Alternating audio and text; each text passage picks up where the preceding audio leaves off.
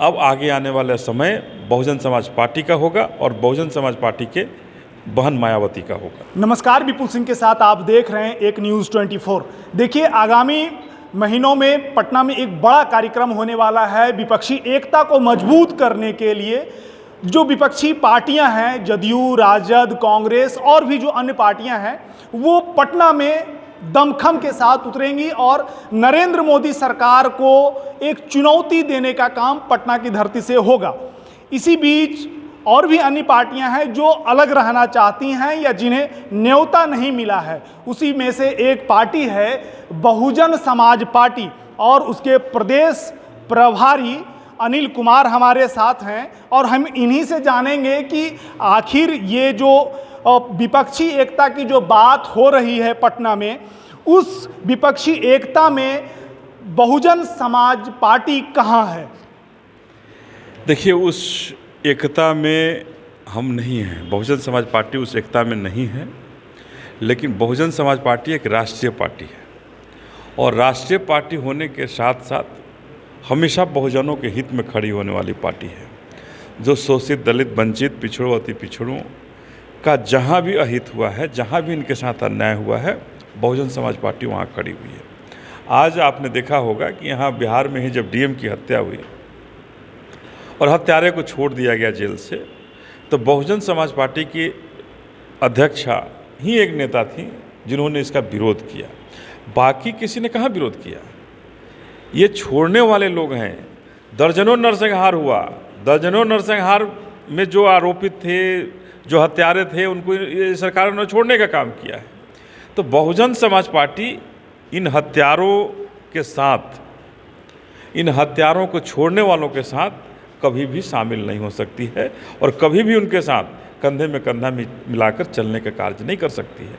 आप जो ये कह रहे हैं कि निमंत्रण नहीं मिला, निमंत्रण तो बार बार ये लोग देते हैं। आदरणीय बहन मायावती जी के यहाँ जा करके उनके चौखट पर नाक रगड़ती हैं ये पार्टियाँ। नीतीश कुमार जी हों, तेजस्वी यादव जी हों, ये तो गए थे, पैर छू करके आशीर्वाद भी लिए। लेकिन बहुजन समाज पार्टी समझौतावादी पार्टी नहीं है। समझौता आपके साथ नहीं कर सकते हैं। आप लोग शोषित, दलित, वंचितों के साथ कभी भी न्याय नहीं कर सकते हो। तो ऐसे लोगों के साथ बहुजन समाज पार्टी कभी भी नहीं हो सकती। अच्छा, जब दो फ्रंट बन रहे हैं अभी, एक तो एनडीए गठबंधन और एक जो विपक्ष जो बन रहा है, वो क्या आप इन दोनों में से किसी पाले में नहीं जाएंगे 2024 में? हम लोग बहुजन समाज पार्टी का स्पष्ट नारा है कि बाबा साहब का संविधान हमारा मैनिफेस्टो है, हमारा सब कुछ है, हमारा धर्म ग्रंथ है और हम बाबा साहब के संविधान है, इस संविधान को ही लागू कराना चाहते हैं और अक्षरशः लागू कराना चाहते हैं। जब तक नहीं लागू हो जाता है तब तक हम लोग संघर्ष कर रहे हैं और तभी लागू होगा जब बहन मायावती जी प्रधानमंत्री बने। अच्छा, तो एक सवाल ये भी आता है कि बिहार में आप की पार्टी की जो स्थिति है उस पर नज़र डाला जाए और फिर एक और प्रधानमंत्री का जो दावेदारी है आपकी पार्टी का, उसको देखा जाए तो ये दोनों आसमान ज़मीन का अंतर लगता है। देखिए, आसमान ज़मीन का अंतर आपको दिख रहा होगा, लेकिन इस बार देखेंगे बिहार पूरा नीलामय होगा और बिहार से दर्जनों सीट सांसद हमारे बहुजन समाज पार्टी के बनेंगे। अभी तक तो यहाँ हमारे लोग बनते थे बहुजन समाज पार्टी का, दूसरी पार्टियाँ उन्हें खरीद करके ले जाती थी। इस बार भी हुआ, इस बार भी ये जदयू के लोग लेके गए हैं।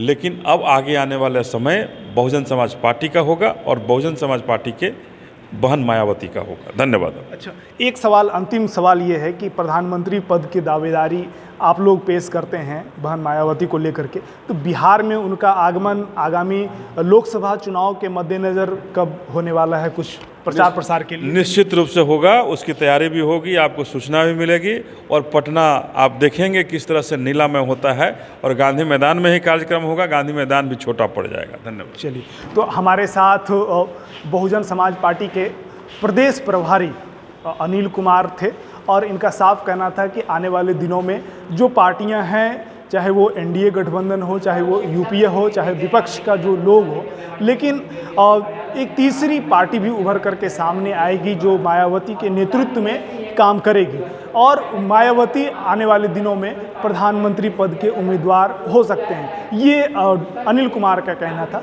आने वाले दिनों में ये देखना होगा कि बहुजन समाज पार्टी बिहार में कितनी सीट ला पाती है। 12-14 सीट लाने की बात कही जा रही है। ये आने वाले दिनों में ही 2024 के चुनाव में ये स्पष्ट हो जाएगा। इसी तरह के खबरों को देखने के लिए आप हमारे YouTube चैनल को सब्सक्राइब करें। यदि आप Facebook या अन्य माध्यम पर देख रहे हैं तो उसको लाइक और फॉलो करें। धन्यवाद।